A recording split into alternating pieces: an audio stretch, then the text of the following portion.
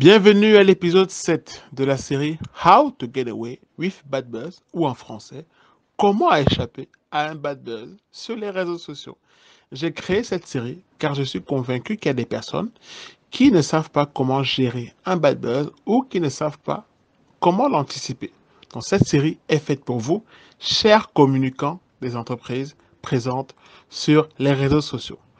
N'oublie pas de t'abonner à la chaîne et d'activer la cloche de notification pour recevoir de très beaux contenus autour du community management sur le continent africain.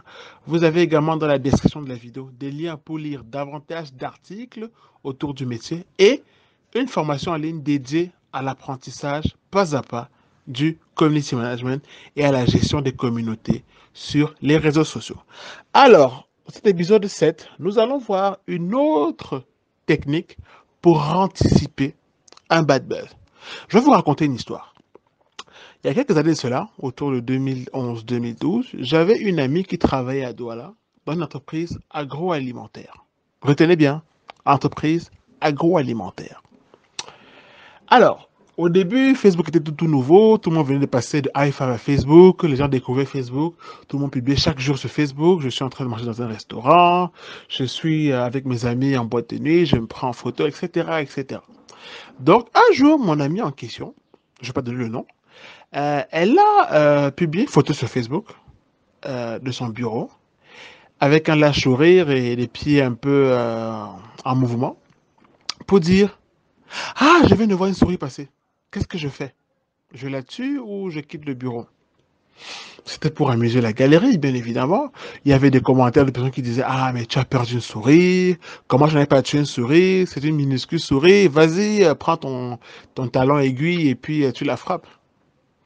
Malgré tous les commentaires rigolos, moi j'ai eu peur. Pourquoi? Parce que elle travaille dans l'entreprise agroalimentaire. Du coup, je me suis dit ah, mais s'il y a des souris dans ton bureau, je n'imagine pas ce qu'il peut y avoir dans l'usine. Est-ce qu'il y a toute une famille de souris dans l'usine où tu travailles? Donc, avec cette photo, elle a mis à mal l'image de son entreprise sur les réseaux sociaux. Bien évidemment, juste après, je lui ai envoyé un message Facebook pour lui dire attention, ta publication a l'air innocente, mais tu es en train de mettre à mal l'image de ton entreprise parce que tu es en train de montrer aux gens qu'il y a des souris dans cette entreprise. Et ceux qui savent que je travaille là-bas peuvent avoir peur. Elle a complètement dérapé, elle a compris vite son erreur et elle a supprimé après la photo. Ça m'amène donc à la technique de la charte d'utilisation en interne des réseaux sociaux. Pourquoi?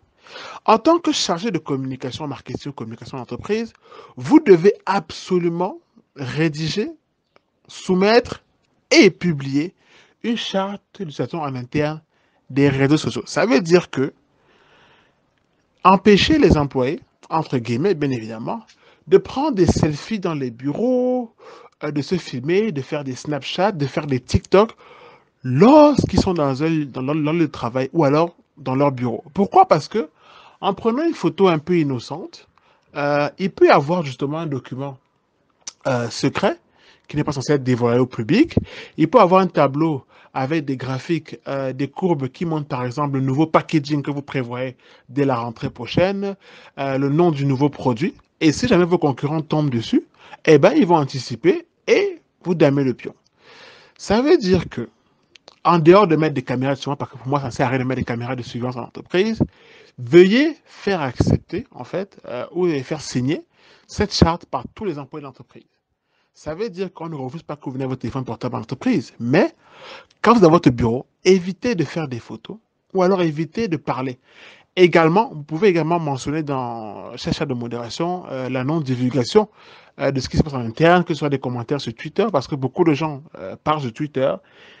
Quand vous êtes en entreprise, évitez de parler de ce qui se passe en entreprise, que ce soit une nouvelle, je sais pas moi, une nouvelle cafétéria, un truc comme ça, qui peut prêter à confusion si, justement, il y a des informations sensibles là-dessus.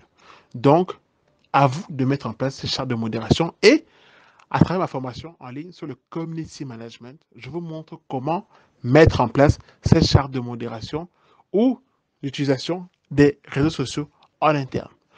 Merci de m'avoir écouté. N'oublie pas de t'abonner à la chaîne YouTube, d'activer la cloche de notification et surtout, rendez-vous à l'épisode suivant de la série How to Get Away with Bad Buzz.